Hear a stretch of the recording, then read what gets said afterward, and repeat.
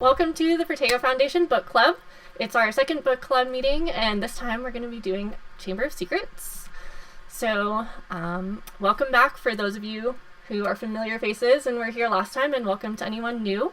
So glad to have you here. We're really excited for the opportunity to discuss the books together with you in a whole new way. We'll be focusing on both the magical and non-magical creatures found in the Chamber of Secrets, how they're treated, and how they relate to animals in our world.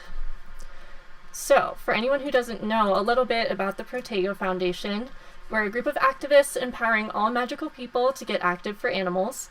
As a 501c3 nonprofit animal rights organization, our goal is a wizarding fandom that is more considerate of the rights, feelings, and treatment of all creatures regardless of species, size, or magical ability. It's a mouthful of a sentence there. So basically, we like to take a more fun approach to activism through Harry Potter, and we just want to spread the love for all the creatures to the entire Harry Potter community. So thank you so much for joining us and already being a part of our group. So to get started, in the chat box, if you want to put who your favorite creature is that is in Chamber of Secrets, they can be one that was in the last book as well. So interested to see who everybody likes. For me, I think I'd have to say Fawkes.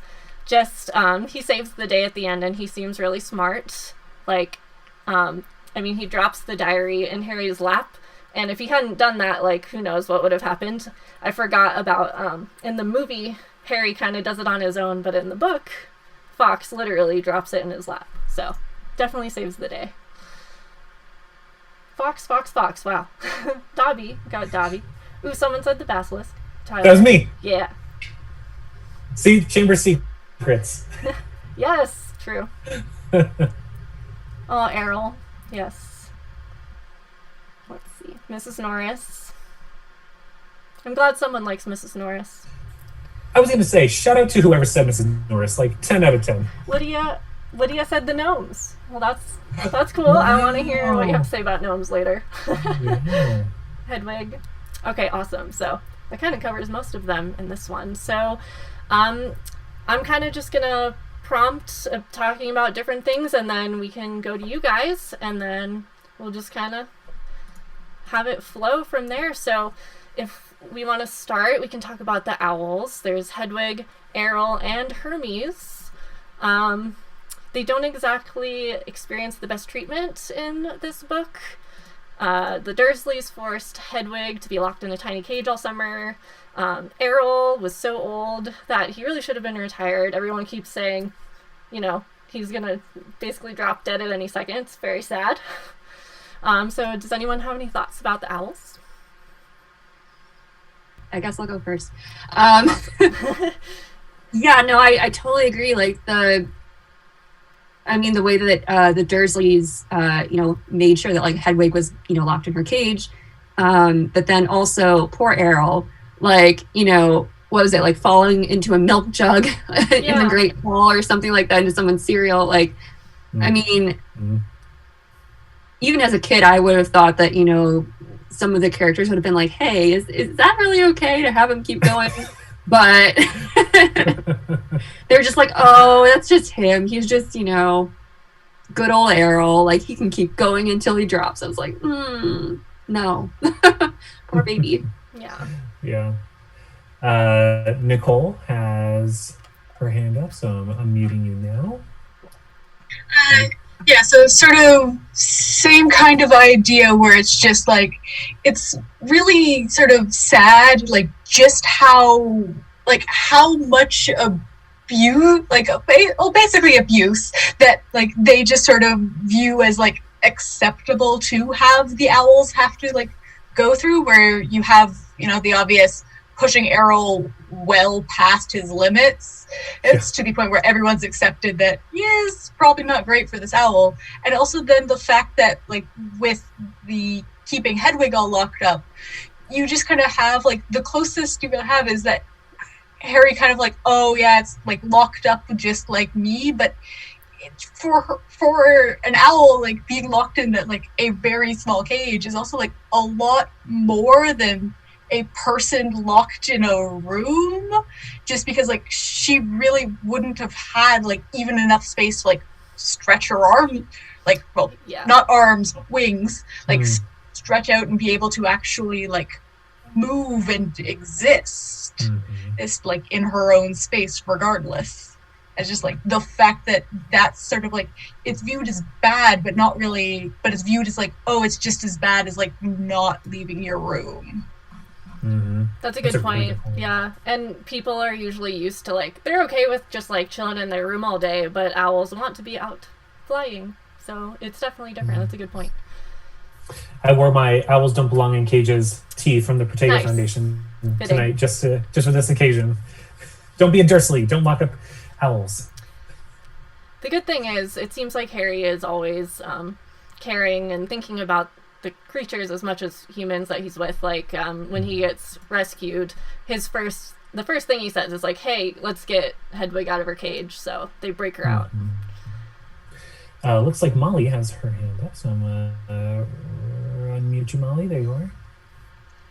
Yeah, something that I noticed about Errol is that it kind of seems, and I guess this probably was in the first book too, just in general, it seems like they had, like, especially Ron was kind of ashamed of him. Like, oh, here's this, like, old, broken down owl. And I get that. Definitely Ron clearly has, like, shame and self-consciousness over being poor. Like, understandable. But it definitely, like, had me thinking of, like, if it was a dog, you know, would the Weasleys have shame if they, like, rescued a mutt versus versus Draco Malfoy had some, like, $10,000 purebred, whatever. Right. And we kind of see that, too, when we actually learn about Malfoy Manor having peacocks, right? Yeah. It's like, it's very indicative of, like, the Weasleys have, this old broken down, if you will, and I put that in quotes, wore down, again in quotes, owl. And yet here's the Malfoy Manor with, like, beautiful, elegant peacocks, in their front yard. It's interesting how they show a little bit of classism through the owls or the fowl who are mentioned in the books themselves. It's very interesting, Molly. Yeah, I think poor Errol, it's just that the family doesn't really have the money probably to get another owl. I know Percy gets one, but it's like, just because they don't have enough money for a new one, they make him go forever. Yeah. All right. I think we covered the owls. So, a lot of people said Dobby was their favorite. I agree, he's very lovable. He can be a little annoying at times, but, he always has the best intentions. Obviously, he's treated very poorly. There's some sort of magic preventing the elves from being free, unless certain circumstances are met, being giving them a piece of clothing. And Dobby does mention that his life for all elves has improved since Voldemort disappeared, but poor Dobby apparently didn't get set free, so no one seemed to care enough to go help all the elves. Anyone have any thoughts on Dobby? Poor Dobby. Just like the general treatment of him. Just anything about him, yeah. What you like about him, or Dobby. Anything you can relate to. I've never thought of Dobby as annoying. I don't know why. He doesn't grate on me like I know that he does a lot of people. Yeah.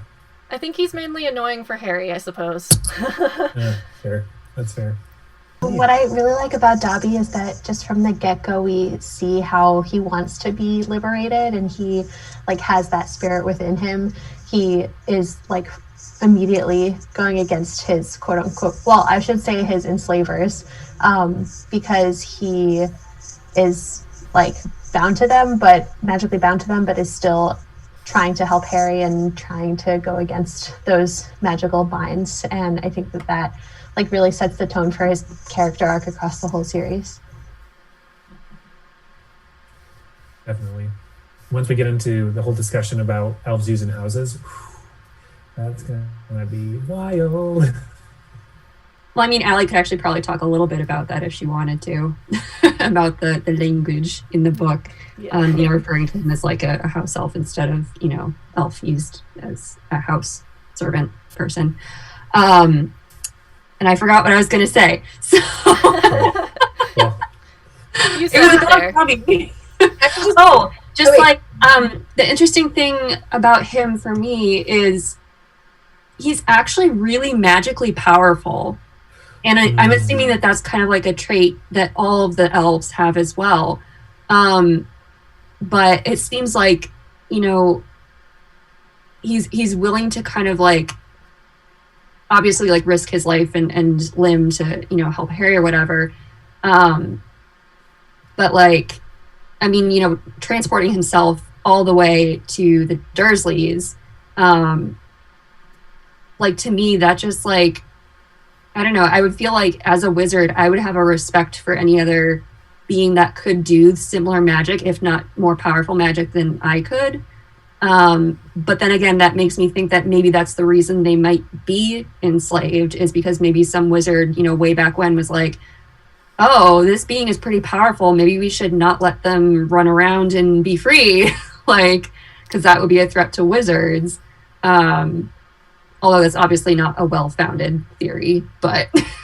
I think that's really interesting. I mean, it makes me think about just like, in our world, other predators that could potentially, kill us, so we get rid of them so that they're not as much of a threat, like wolves and everything. Like, one of the things that really bothered me the most with Dobby was just how he felt the need to self-abuse because of how he was ingrained into thinking he was just always doing wrong. And it just always really bothered me that was something that he felt he needed to do. And I thought it was always good on Harry to get him to stop. But that was just my issue. I didn't like how she included it that way. It's kind of, I don't know, too, taboo-ish, I guess, to me. Like, it shouldn't be in a children's book type of thing, but... I was going to actually comment on what Catherine said and just say something, but first I'll touch on what Jess said, that, the fact that the elves, self, I guess, abuse or whatever you want to call it is one of the more tragic, I think, add-ons to the books. And it just, I read a lot of fan fiction, and a lot of fanfic writers include that. And you see but you see it in a way that characters, I mean, in Harry Potter, you see Harry say, don't do that, and, tell Dobby to stop doing that. But a lot of the characters, you see that in characters you wouldn't really think, or they weren't shown in the books as telling the elves to let them, or telling them to stop hurting themselves. So it's kind of cool to see the fans kind of recognizing that that's bad and doing, and kind of confronting it in that way, I guess, which is nice. And then just Catherine mentioned the elves used in houses. So I don't know if we touched on this last week, but you'll hear Team Protego, and other folks try to, it's liberation language. So putting the creature first, and then what they're used for second, to kind of show that, so house elf makes it seem like the most important thing about them is that they work in these houses, and really they are an elf first, and then the elf, or the fact that they're enslaved in houses, comes second. The same way that, instead of saying dairy cow, we'd say cows used for dairy. So I won't get into that super intensely right now, but if you are interested, episode 3, and I think it's episode 9 of Protego Cast, touch on that in a lot more detail. So you should listen to those episodes, because that'll be a recurring theme in these book clubs too. So, yeah. I think just not to I feel like we've been talking about the self-harm that Dobby engages in, and what I think makes it really sad to me is just how instinctual it seems. I imagine the way that abuse affects any kind of human, the effects are long lasting. The Malfoys are not gonna know what Dobby told Harry, but it's his instinct. And he sees the slightest kindness, Harry will say, stop doing that. And he just bawls because he truly doesn't know. Yeah. He just doesn't know kindness at all. And he assumes everyone.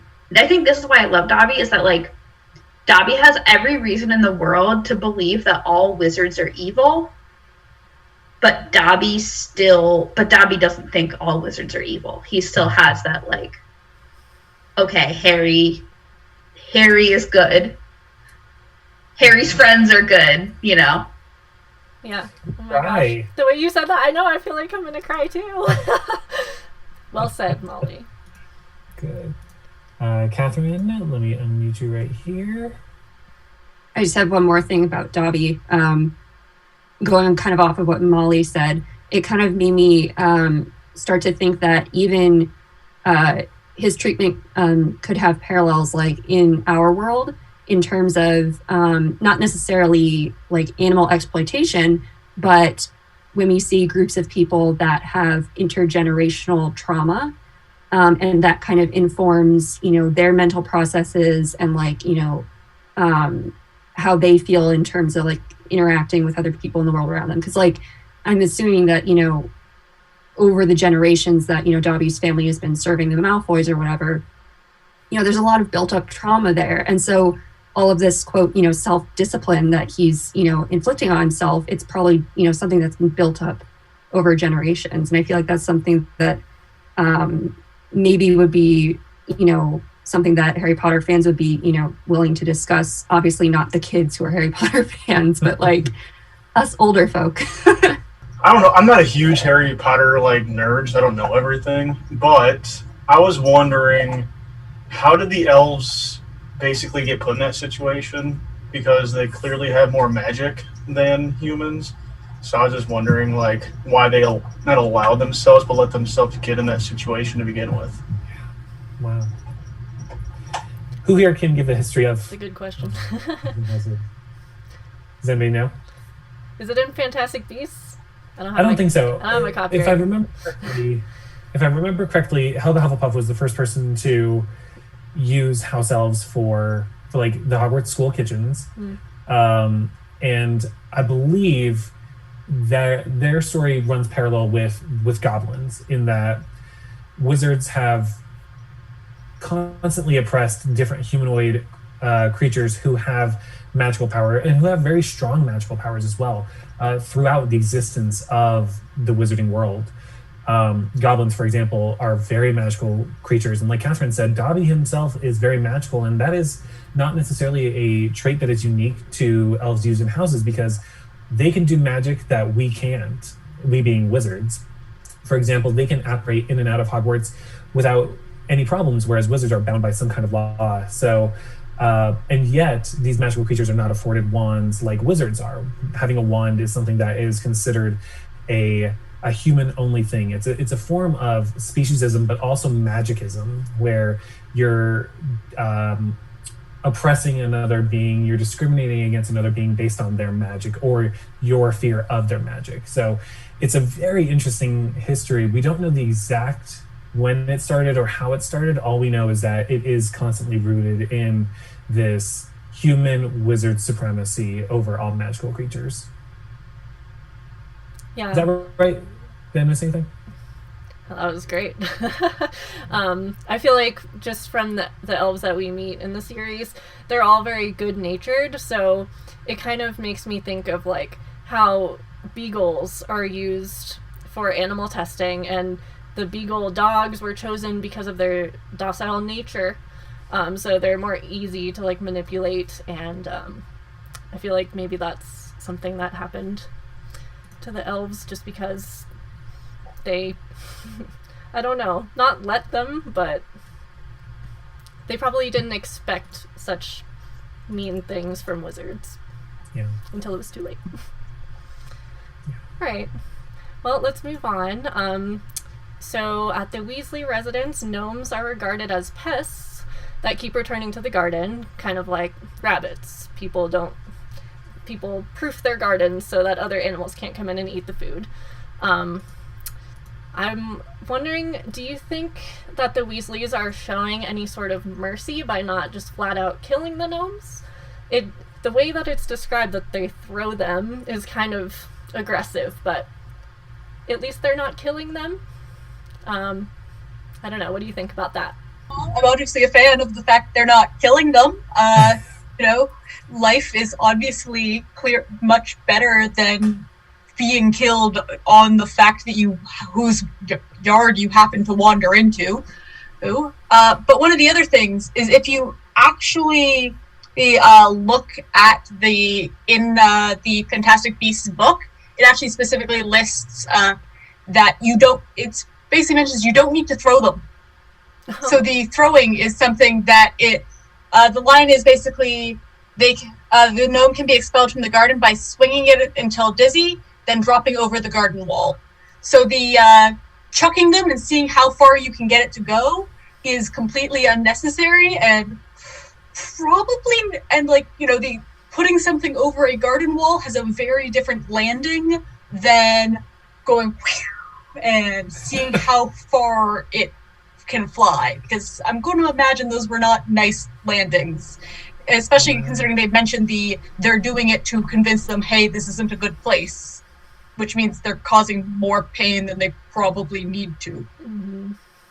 Wow. Yeah. Nicole, you just blew my mind. Just totally blew my mind. Because it is unnecessary then, right? To just swing them and just let them fly. That seems unnecessarily cruel if you can spin them and just put them over the other side. It just seems like the kids were trying to make it more fun, quote unquote, by making it a competition. Yeah. And once again, Harry, I love Harry. He feels bad for them at first, and he does just set one of them over the wall, but he doesn't do the swinging. So the gnome bites his finger. But I'm sure those gnomes are a little bit bitter, seeing as this happens to them all the time. Jeez, that's good. Gnomes. Yeah. All right. Probably not much else to say about the gnomes. But since we're on with the Weasleys, I wanted to talk a little bit about sentient objects. So not necessarily creatures. Sentience is described as the ability to think or feel things. So the Weasley's car, the Ford Anglia, obviously has a mind of its own. Its own or his own? Allie, I want you to touch on this. The car decides to live in the Forbidden Forest. Obviously, doesn't like being hit by the Whomping Willow. And then later on, we meet the Sorting Hat once again, who obviously can have conversations. He makes decisions. He can remember people he's met before. So, how do you feel about these objects? And do you see them? I mean, I see them as characters. So, they're not much different than creatures, if you ask me. The age-old question of sentience within the wizarding world.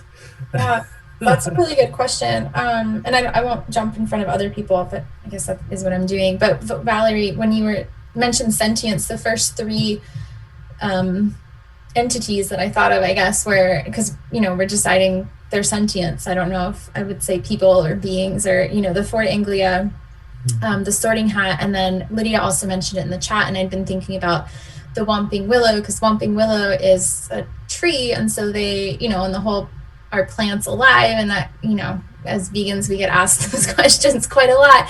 But this plant is like protecting itself, and this plant, I don't know if they have a job to do, it has a job to do, to protect like the path, the sneaky, what is that called, the little cave where to get to the Shrieking Shack. So it's just, that also raises the question of but like the Sorting Hat comes up with his, I guess, or their own song every year. So like the Sorting Hat obviously has some kind of, right, because like they write their own song, and depending on like the mood of the school year and like what's going on, so I would say there's some sentience there. The car, I'll let other people jump in, but those are the three, again, entities that I'm thinking of when I think of sentience. My question for you, Allie, is just, do we call them it? Or they? I found myself, when I was reading it, I was like, oh, like the Sorting Hat. Yeah. It's like a person. I usually do like a blanket they if I'm unsure. I mean, I'm the kind of person who names like my phone and my like computer, and you know, everybody is like, and their car. People Yeah. call their car Sure. like a. Sure. yeah, all my Yeah, cars always have always had names. Yeah, so the last one is actually after Lucius. I called my car Lulu, which is like Really? not That's the best adorable. ways. I'm Anyway. sure he would be so happy with that nickname. Yeah, I don't know. I would say they for the hat.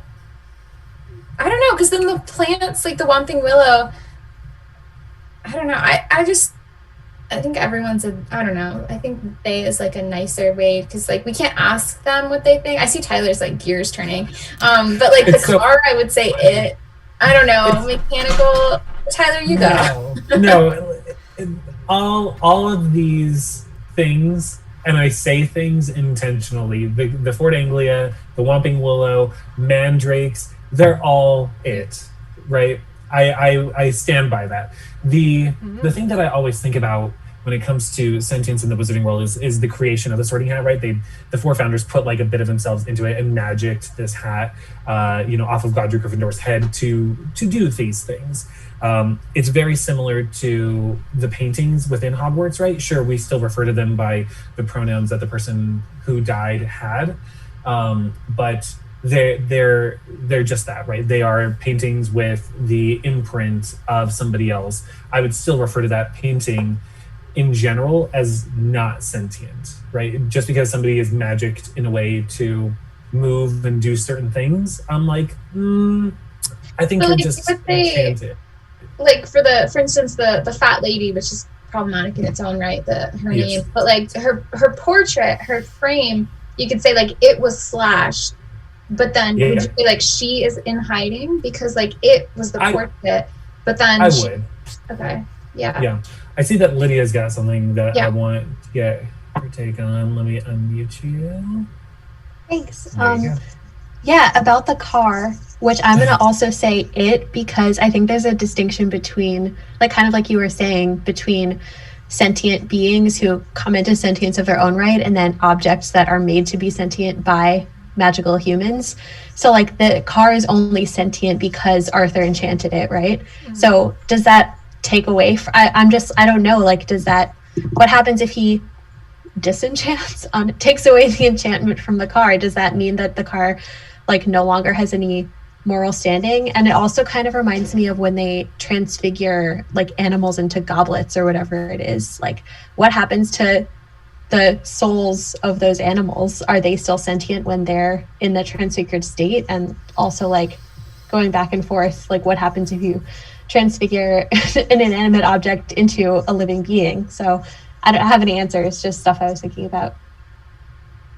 Yeah, the idea of transfiguration is one that when we have it on the agenda, I need everybody to weigh in on that, because that is a topic that has plagued me for so long. Even when I started Protego, I was like, okay, how are we going to address transfiguration and the turning of rats to goblets and back again? Where do they go? I still don't have a good answer. So I'll need everybody to weigh in on that when we get there. Yeah, so we also mentioned mandrakes in there. I think my resolution for that is, if, like you guys were saying, if it's an object that a person put a spell on, it's probably an it. But as far as the Whomping Willow, does the Whomping Willow have a spell? Or is that just how those trees are? Do we know?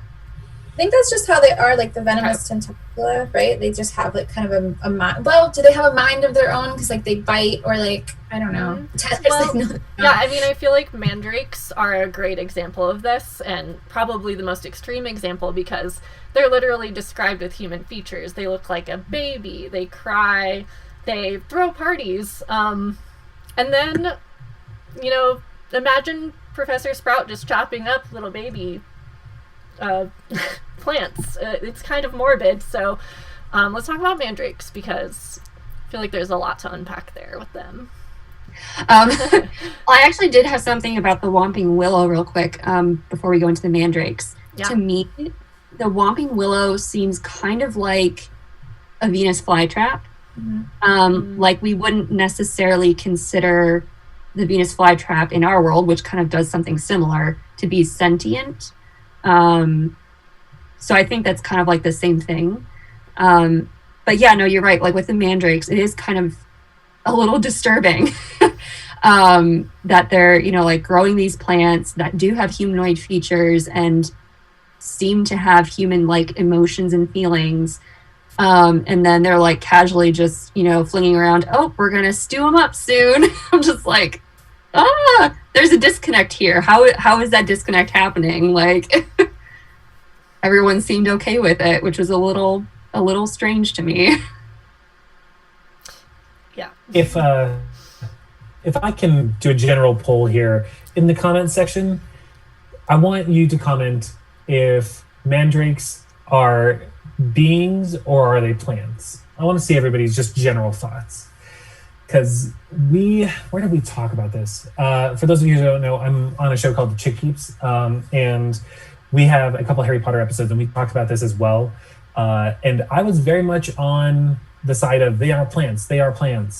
And then I met someone at LeakyCon who came up to the Protego Foundation table, and she knit me my own mandrake, and she was like, this is so you know that mandrakes feel pain. And I'm just like, oh my God, you just thrown a whole wrench in my entire thinking now. But I see some beings, not confident. Yeah, plants, beings. Ooh, Catherine, you say both? I think we need like an anatomy class on mandrakes. Like, do they have a nervous system? Do they have a brain in there? Like, and at this time, like we can look at, you know, when we talk about like oysters, for instance, or other, you know, bugs that maybe don't have the same biology or anatomy that we would consider giving them sentience. Like we want, you know, I don't know, it's a tough question because that's something that comes up a lot in like discussions of veganism, and like if an animal, like again, like oysters, and I don't know science very well, but I know that was talked about in one of the Protego Cast episodes too. Like, do we consider them sentient, and does that, like the fact that they do have nerve receptors and can feel pain, isn't that enough to, but I mean, we're not talking about protection or not, we're talking about classification, I guess, at this point. But that's something that yeah, I don't know, like if mandrake cries, I wouldn't want to chop them up. Like I would be, you know, and if they get, don't they get like acne, and they like Valerie said, they, you know, they throw parties and like crawl in each other's pots. Like they're obviously thinking, but then they're just like, I think they're exploited. But also, do they have a voice to like say, don't do this? But does a voice constitute, sorry, I'm like, this is like a whole, does that like constitute us? Like fish don't tell us, and a lot of, you know, they don't scream, but you see all those things, and like fish feel pain, and so we shouldn't be, you know, exploiting them either. And I think, I mean, so how about no, go ahead. Go for it, Valerie. Go for it. I was just gonna say, I think if you could ask a mandrake if they wanted to be chopped and stewed, they would probably say no. So I don't know. So here's where I fall. We study mandrakes in herbology, but we study bowtruckles in Care of Magical Creatures. Does that indicate where we might fall on the mandrake sentience thing? We know that bowtruckles are also, you know, like wood guardians, and in Fantastic Beasts and Where to Find Them, if you consider that canon, they are depicted as very plant-like, very wood-like.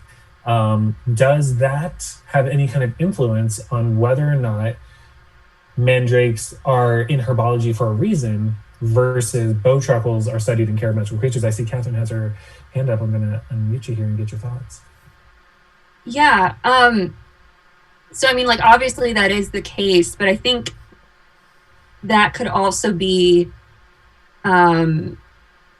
like a case of wizards miscategorizing because of their own preconceived notions of what a plant and what a being are. So I don't think I take those categorizations at face value, because to me, like the bowtruckle and mandrake are actually pretty similar in that they're anthropomorphized, but they're also plant-based material, right? But that's a really good point, and I don't know, What do you guys think? I'd love to hear some more thoughts on that. I will say that if there's one thing that wizards have not gotten correct up until, kind of recently, is who is a being and who isn't a being. So they definitely could have miscategorized yet again. Oh, we got Hannah. Hannah, we're going to unmute you and get your thoughts. Yeah, hi, sorry I was late. But this conversation really brought up a lot for me too, because I think I don't know how everybody else is feeling with it, but this was not something that I had thought of, and I am now oh my goodness, how did I not think of that? You brought up such a good point. You're yeah, they're moving into each other's pods. It's they just want a little family. How can I do this? And it's kind of as you go on a plant-based journey, I even took out a pair of boots and was oh my gosh, I own leather boots. What?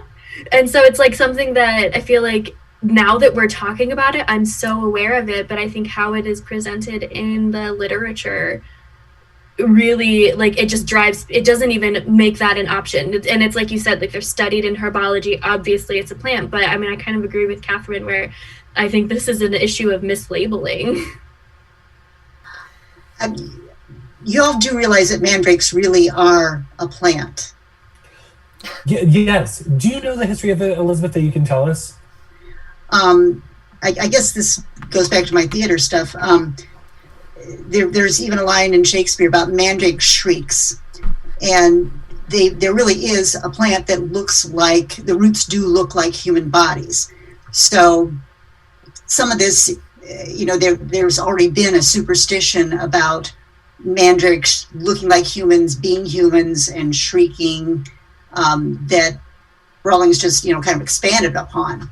So I guess that's the way I looked at it, really seeing them as literally plants, but in this very special world, they have just gone way beyond that and literally have, become sentient.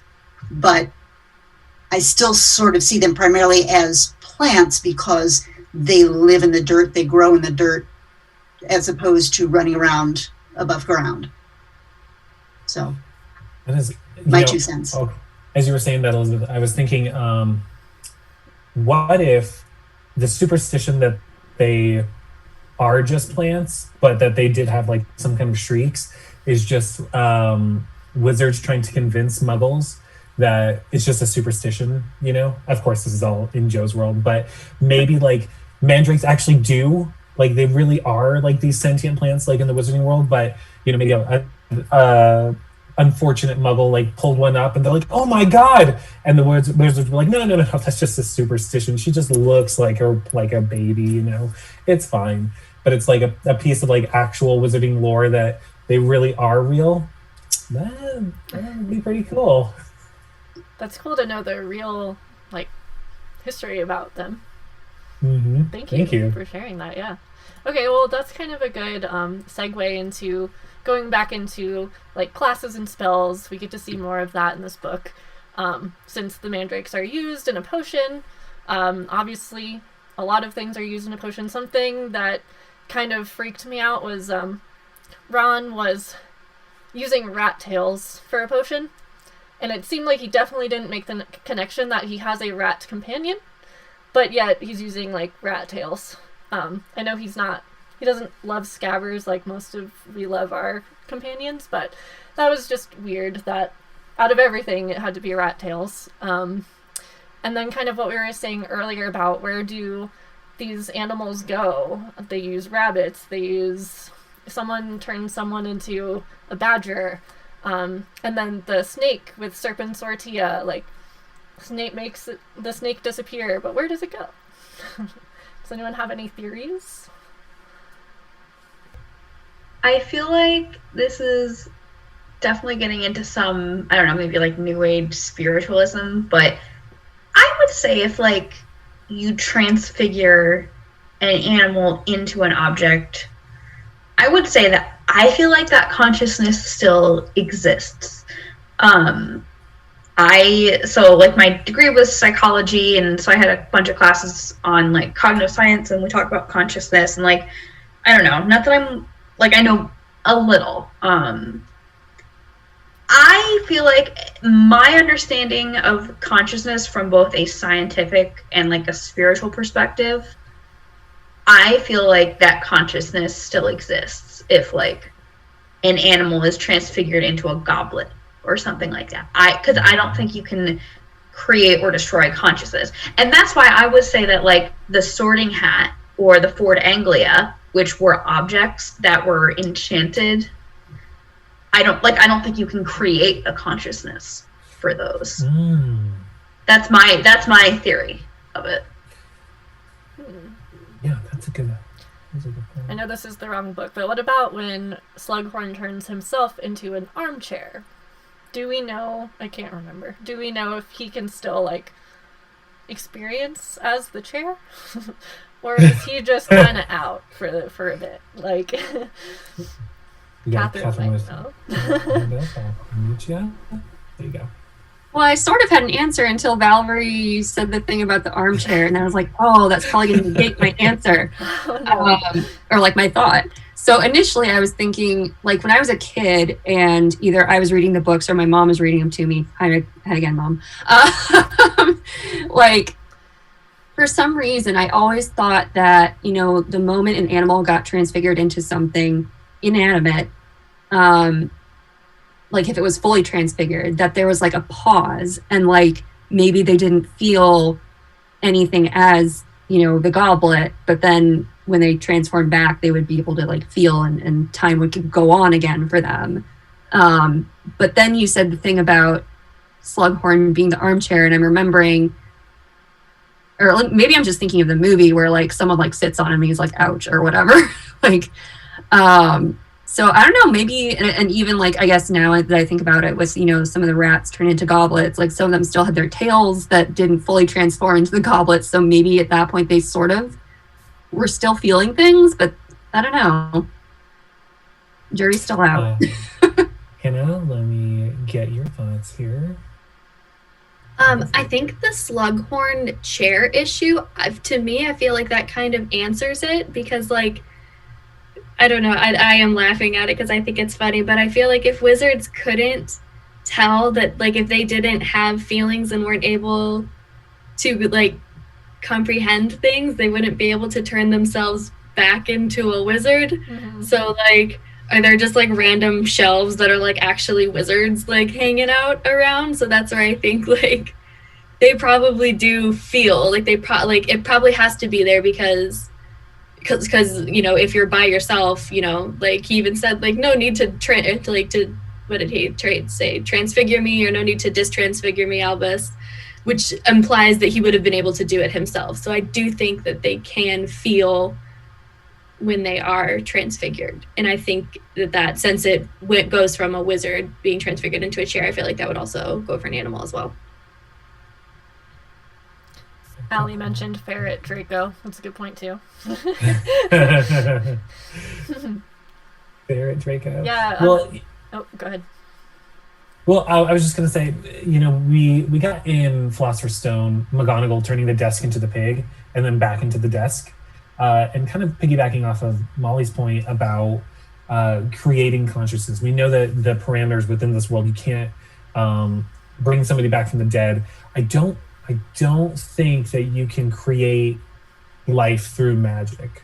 I don't think that you can. And so I'm kind of just thinking out loud here, but there was a podcast not too long ago that had an entire discussion about this in the same way, where they were like, would you eat the desk pig? Like, is the pig that McGonagall turns from a desk into a pig and then back, is that a real pig? And I would say no. But then we get into the whole thing with Transfiguration about going from animal to object and back to animal, and I have no idea. Allie, let me hear your thoughts because I am all over the place. Yeah, no, going back to, because I don't know if somebody else mentioned, but so when McGonagall, and we're jumping around books a little bit, so spoilers, but not really. So Deathly Hallows, when McGonagall gives, I don't know if it would be sentience, but she turns the statues to life and says, do your duty to your school, when she does pure totem locomotor, I think. Is that like, I don't know that was transfiguring them, because you could say, okay, she transfigured them into like living statues the same way she transfigured the desk into like a pig sort of shaped, sort of moving thing, versus like, did she give sentience to the pig or sentience to those statues? Like, it could have been a really similar transfiguration. It's just that the desk took the shape of something that we recognize as a living being, versus the statues taking this shape, like retaining their shape but giving them like motion, I guess. So I don't know, that's not really answering anything. That was just more questions, but it could be a way of looking at the, because then eventually the statues, she probably stopped them, unless they're like still just kind of like clambering around Hogwarts right now. But at some point she probably took away their motion. So is that the same thing as, I think it's different because like they retain the shape of the statue versus the desk changing to a pig-like being, or pig-like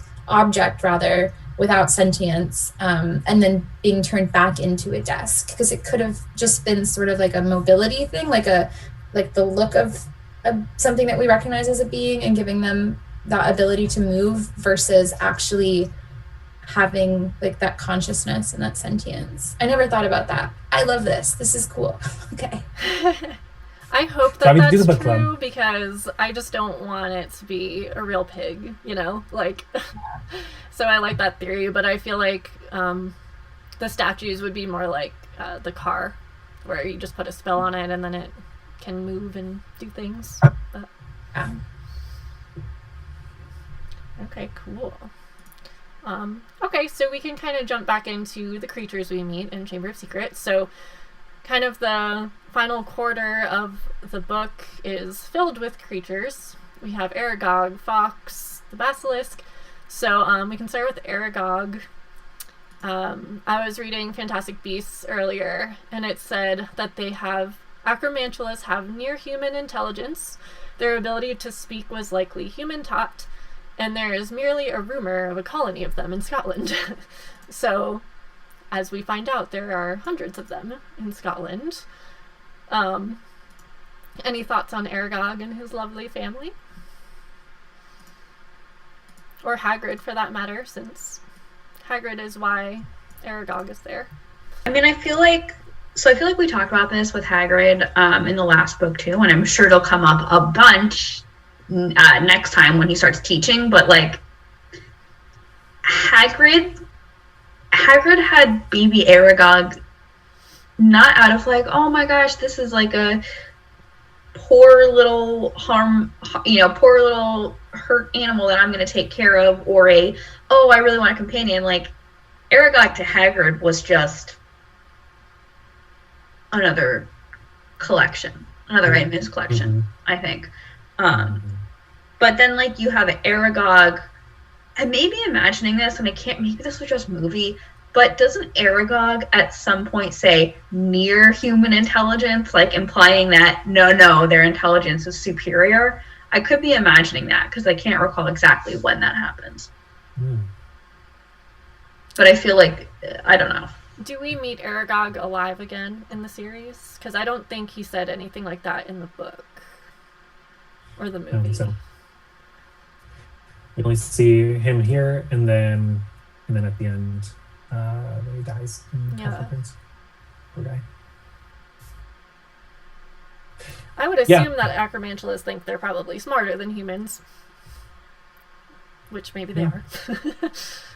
I do like Aragog in a lot of ways. I like his family. I wish we would have been able to see his wife, Mosag, but I do think this is another prime example of Hagrid, God bless him. He's a fantastic, caring person, but yet again, another example of where he's putting animals in danger. What would have happened if Tom Riddle had, cursed Aragog and like trapped him?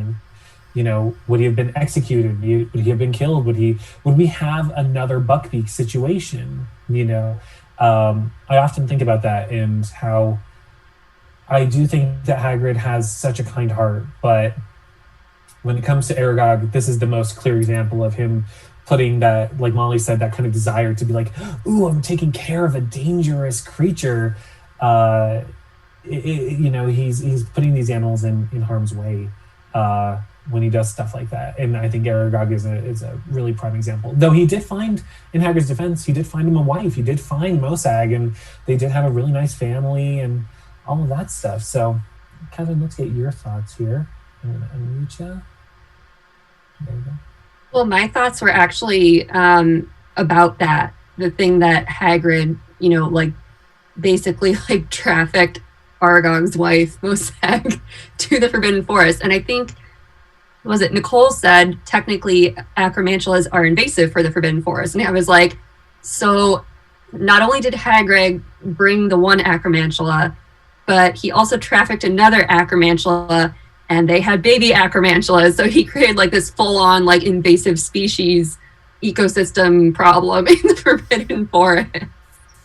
Like, dang it, Hagrid. He's so full of good intentions, but not thinking them through about what the consequences are going to be for these creatures and the other creatures around them. Because I'm sure that affects like, the other creatures in the forest as well. I mean, we could go on about like invasive species politics, but it's just like, again, Hagrid's like, he thinks his heart is in the right place, but it actually just causes these creatures a lot of problems. I was gonna say, how everybody jokes about Newt Scamander being like this unintentional influence on Hagrid. If we were to continue down that kind of fun train of thought, do you think that this reference to a possible colony in Scotland is a direct reference to something that maybe Hagrid told him that he had done? And so Newt had to like update it in the most recent edition of Fantastic Beasts, where he's like, oh, and there's possibly, a colony now. I like that. I do, I wonder if that's maybe something where Hagrid was like, guess what I did, Newt? Like that. Hilarious. Yeah. I think you're probably right about that. Hopefully we'll find out one day. Thanks, Lydia. So, all right. Next, let's talk about Fawkes, my fave. He battles the basilisk, but I want to know if you think that Dumbledore gave Fawkes specific instructions, like you gotta blind the basilisk. Don't forget the diary. We gotta destroy the diary. Like, Fawkes, make sure all this stuff happens. Or did Fawkes just like know what to do? Did Fawkes choose to appear, or did Dumbledore send him? Because Dumbledore says that only showing true loyalty would have called Fawkes to you, as if Dumbledore didn't do it himself. So I'm trying to figure out if Fawkes is kind of like a loyal servant, similar to the basilisk, doing his caretaker, master, whatever you want to call them, their bidding, or if Fawkes makes his own decisions, decides who he wants to help and win. What do you think? One thing I'm just sort of thinking for it is, with the description of basilisks, their one weakness is roosters, which are obviously, a bird that's known for having like the the fluffy flops. I don't know what they're called, and it's sort of like you have, but they have like a big bright red floppy flops, and a lot of chickens also have like very big, poofy, fluffy things, which aesthetically is also very similar to the like creature designs that you see for phoenixes. So it's, at least personally, I always kind of like headcanon that like, oh, like they're probably like closely related, so like, natural enemies sort of thing. So in terms of like Fawkes versus the basilisk, at least personally, I like to think of that as like something that's like instinctive to phoenixes.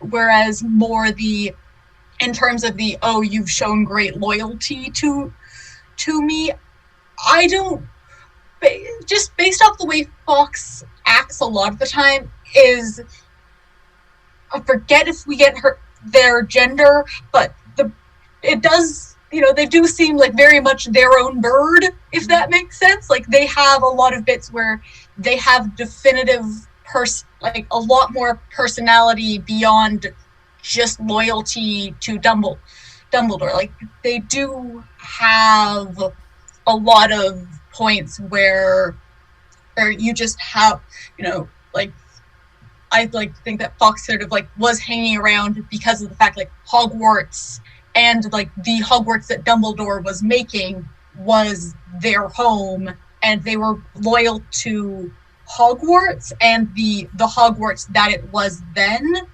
and just sort of, you know, because obviously later when Fawkes does leave Hogwarts for good, the fact that it does happen along with Dumbledore, but at the same time, the Hogwarts that exists after that isn't the same Hogwarts, really. So I personally like to think that it's more loyalty to like Hogwarts and like their own home rather than loyalty to Dumbledore, at least personally. Oh, That's probably too rambly. No, that was great. I like to think that it's kind of just like a human friendship where you're helping out your friends, and Fawkes is like, Dumbledore is my friend, so, you know, I'm gonna do what I can to help out. But he kind of definitely risks his life when he could have been blinded and everything, but he's super brave and he just goes at the basilisk. Allie has something to say here. Allie, I'm going to unmute you. Alrighty. Yeah, we talked a lot about sort of the companion animal guardian relationship in some of my animal studies classes, and just because there's a benefit to having animals. Like, they can provide you, like you have service animals or emotional support animals, and they can provide you sort of a service, but then you're also providing them, with food and shelter and all of that. And so it's just an interesting relationship to look at, because I don't consider, my cats or my hermit crabs or whoever, like, at my service, at will sort of thing. But like, without me, if I just like let them go, they might not, they wouldn't be able to survive. But at the same time, so it's kind of like a mutually beneficial, but more beneficial on like whose part, it's kind of hard to say. And I feel like for Fawkes, it's a similar, like I wrote something in the chat, I don't remember at this point, but how I like to think that he like knew like that he had his own autonomy, he could kind of come and go, but he chose to help. But then when you look at, autonomy, there's still like in the relationship between, for instance, a dog and their guardian, there's still sort of a hierarchy there, regardless of, you can make your dog part of your family and, love them like you love, your children, human children, whatever, but there's still going to be a level of like, you are the owner, so to speak. And I don't know in Fawkes's case, again, not an answer, just more lots of thoughts, like a power dynamic. Yeah, Lydia just said that. There's always going to be a power dynamic. And I think that because Fawkes's like resting place and like where he, turned to ash was like in Dumbledore's office, there was always like, he always had to go back to Dumbledore's office. And that was like he wasn't like totally free, I guess, even though he could come and go. And like in Fantastic Beasts, phoenixes can just like appear and reappear at will, similar to, I forget which other creature it's said. Yeah, the Derek So, so they do, yeah, it's just there's a lot there. Catherine, let's get your thoughts here with your hand up. All right, go for it. Yeah, so I think in Fawkes's case, in Fawkes's relationship with Dumbledore, I don't think we can necessarily conflate loyalty with ownership. To me, it always seems like their relationship was a bit more on like, you do you, I'm going to do me, like that type of footing. But I mean, maybe that's just how I read it. But I always felt that maybe there wasn't necessarily like a super drastic power dynamic between the two of them. And so, I mean, who knows, even if someone said, they were loyal to Dumbledore, I don't think that necessarily means that Fawkes would have immediately gone to them. Like, depending on the situation. I feel like he'd have like his own agenda, I guess. Yeah, I'm never sure what to think, because also in Fantastic Beasts, they mention that a phoenix will appear to a Dumbledore, right? So why is that? I want to know. Can't wait for the new film. Right. Like, do they have to do that, or do they choose to do that? Or, like, why? Hannah, you've got your hands up. Let's get your thoughts. I like what you brought up, Valerie, because I think it kind of takes us back. We were having a discussion at our last meeting where we were talking about, like, you know, maybe like Slytherins can talk to snake, or like, you know, Parseltongues can talk to snakes because of some like deep-rooted connection with them. And so I wonder if maybe there is something in the Dumbledore bloodline that is like an actual blood connection to phoenixes. I don't know if I talked about it last week, but there's Charles Dillon is an author who writes a lot about Native American culture, and in a lot of his books, like the people, they pull their power based off of like the animals that they evolved from. And so I'm curious if that's maybe something that plays into those relationships, or why a phoenix would go to a Dumbledore is because of an actual like familial biological type of connection. And yeah, that makes so much sense now, because it's like Slytherin has the snakes, Dumbledore has Phoenix, they battle, and then the Phoenix wins. Mm-hmm. Yes. Awesome. Do you have anything you want to say about the basilisk, Tyler, since the basilisk is your favorite? I feel bad for the basilisk. Yeah, me too. Like, I get it. You know, who in a world where nobody can understand you, right? And you've been trapped away, you were told to wait for your time, for your moment. There will be a time where somebody's going to come to let you out. You're going to have some kind of loyalty or like thankfulness to that person who can now speak to you, right? Who can talk to you, who understands you when you say something. I've got to imagine that there is some kind of misunderstanding when it comes to basilisks. In addition to the fact that we know that Salazar Slytherin had a propensity for, you know, having basilisks around, we also knew that Herpo the Fowl also had a bunch of basilisks as well. You know, and he was an awful person too. There's just a lot of I think misunderstanding when it comes to basilisks, just because they're a creature who has been historically paired up with the bad guys. I don't think that it necessarily means that they themselves are bad. You know, when we think about other magical creatures who are just as dangerous as the basilisk, we don't necessarily think of them as evil, but I think the lens that we see the basilisk, automatically us as the reader, we're thinking, oh, this is an evil creature. This creature's evil.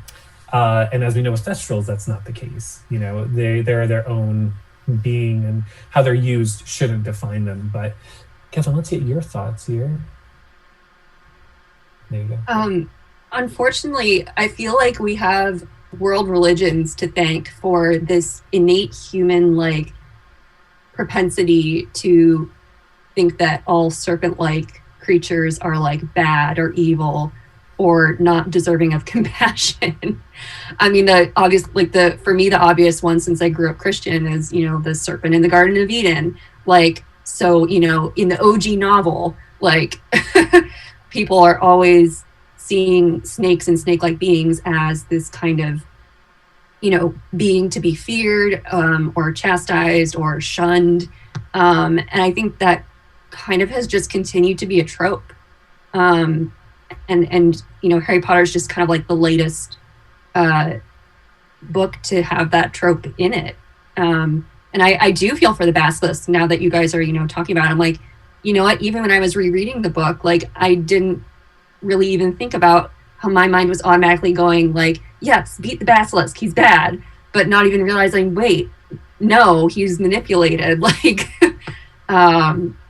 yeah, no, but I think that's just, it's such a familiar literary trope that's just been ingrained in people. And so now we don't even think, you know, or second guess when we're like, oh, yep, snake must be bad. Yeah. Yeah, sure. And Nicole just mentioned too, like, humans created basilisks, so you have to put a toad on top of a chicken's egg, I believe. And it seems like, I don't know the whole story behind that, if they knew what they would be creating, but imagine being the basilisk and every time you look at someone, you kill them. It's just so sad. Like, the poor basilisk. It's not their fault. Yeah. Molly So asked what the sad. basilisks eat. They it mentioned in the book there are like small mammal bones everywhere. That's another thing too. I'm wondering if the basilisk is only doing Tom Riddle's bidding because that's how he gets food. Like if you do what I say, you get to eat them or something. The whole like bringing the basilisk into existence, it makes me think about, you know, when people, an argument for veganism is that like what are we going to do with all the animals? They're just going to like take over the earth, and like cows are going to like rule the, and you know, if we bring these animals into existence for a certain purpose, and not necessarily, you know, there weren't like hundreds or millions of basilisks being bred and used and all of that, but it's kind of, I think human responsibility as, you know, the top of the food chain, or of that, like, you know, hierarchy in beinghood, I guess, it's kind of on us. And so bringing the basilisk into existence for our own purpose, it just shows another side, how it's not I'm kind of talking in circles, but the basilisk's fault for being, you know, there. And like Tyler said, and basically we're all kind of in agreement, and we feel all bad for the basilisk, because it's not like these animals are asking to be put into the situations, you know, in which they're put, because it's not natural, I guess. It's for them to be where they are. Yeah. So. Could there be like a basilisk like sanctuary? I'd by Charlie Weasley. Yeah. Like swerve off dragons and go take care of basilisks. Take care of basilisks. Yeah. Interesting. That would be tricky. Allie, just from what you said, I hope one day cows rule the earth. That would be great. That's what I'm going to tell people if they ever say that to me. Like, and what's so bad about that? Let's It would be a more peaceful place. Okay, so does anyone else have any other thoughts from the book that we didn't touch on? One thing I did notice and I thought was interesting, towards the beginning of the book, Harry has a dream about being in a zoo, and it says he was on show in the zoo, and he was in a cage, and people were rattling the cage, and he was just trying to sleep, and he was saying like, why don't you just go away? I'm just trying to sleep. But people were like laughing at him. So I thought that was interesting how it seems like J.K. Rowling puts these zoo references in a lot. Like she's... This is the second one. Yeah. 2 for 2 so far. So that's just kind of maybe how animals feel in a zoo. And she just says it like straight up. But yeah, did anyone else notice anything? That's actually the one thing I was going to bring up, was Harry's dream about being caged, which I think is right before he gets rescued by the Weasleys. Mm-hmm. And also like seeing him relate to the snake in Sorcerer or Philosopher's Stone, whatever you want to call it. And like throughout the series, we continuously see him feeling trapped, and also even just like Hedwig acting as an avatar for him when she's in her cage over the summers of the Dursleys. And I don't have a complete thought about this, but I just think it's interesting that he has such compassion for any creature who feels trapped, like he did for at least 11 years of his life, but still has this cognitive dissonance of eating and using animals in various ways. Yep. Definitely. Yeah. Yeah. What was the other zoo reference? When he's at the boa constrictor glass, right? And he's like, oh, I know what that feels like kind of deal. Right. When Molly Weasley says to the twins to not like treat him, right? Doesn't she say something like when he's getting on the train and they're like, it's Harry Potter or whatever, and she's like, don't like gawk at him like a zoo animal or something. Or did I like make that up? I think nope. That was in the first one. Okay. So that's like the third one. Yeah. She loves zoos, but doesn't. I think she like accidentally doesn't like. I don't know. Like she's like, putting all these like negative things about zoos, but probably not consciously. Which is I'm trying to think interesting. of what the other one is. There's a Fantastic Beasts too, right? Or in the first Fantastic Beasts, the Rumpin breaks into the London Zoo and is like there with the female rhino, right? I think that's what it is. Yeah. Is there a rhino? Oh yes, New York. Yeah, thank you. Yeah. Yeah. That's a literal zoo reference. One other thing that I noticed in Chamber of Secrets, Fred and George, it says they rescued a salamander from Care of Magical Creatures class, and then they were trying to feed him a filibuster firework. So they rescued the poor salamander and then literally fed him a firework, which caused him to, like, fly in the air and stars burst out of his mouth. Thankfully he escaped, but the word rescued there bothered me. That was literally, I was hoping you were going to say something about that before the end of the meeting, because that, to me, just kind of like stands out as one of the many instances where, I mean, I love them dearly, Fred and George, they're a twin set like me, but like they kind of have a history of mistreating animals. Shout out to Vicky. I know she wants us to talk about this all the time. I'm crazy right now about Pygmy Puff. Yeah. But so, yeah, like, I mean, it was kind of shocking because, like, you know, everyone in the common room when they were doing that was like totally okay with it. And I don't know if it's just like, you know, maybe they think because it's a magical being, that means that, you know, it'll be okay. Like it's, you know, more sturdy or something than a normal creature, but like, that's not an excuse to, you know, experiment with it like that. Right. They were probably the ones who came up with the gnome tossing competition, I have a feeling. So. Probably. Yeah. All right. Anything else from anybody? I don't think so. Oh yeah. I just have a fun question I have. So with Ron's wand backfire, when he starts like creating all these slugs, like the book never says whatever ends up happening to all of them. And I'm like, where did they go? Like, are the slugs sentient? Good question, because they came from think. magic. Like they didn't, you know, they weren't born of their own nature. So like, that's a good question. Maybe they just disappear after a while, but I always thought they just went and lived out on the Hogwarts grounds. But the spell is supposed to work the opposite way, where you eat the slugs, which is worse. Yeah. It's not good either way. Where did those slugs come from? But then we know that if they were on the Hogwarts grounds, Hagrid would just be killing them with flesh-eating slug repellent. Yeah, if they were flesh-eating slugs, yeah. That's true. Yeah, that's fair. Plus, is it repellent or is it poison? I don't know. I like to think it's repellent, so it just keeps them away. But why would you have to go to Nocturne to get This is true. flesh-eating slug repellent? I don't know. It's a good question. I don't know. We need answers to these questions. All right, awesome. Well, it's almost been an hour and a half now, so we can wrap up. It was a great discussion. Everyone had really good points. It was great to chat with all of you, so thank you for being here. The discussion is going to be available on YouTube and our website in a few days, so keep an eye out for that. We'll announce when it's up. And then you can learn more about what we do if you go to our website, protegofoundation.org.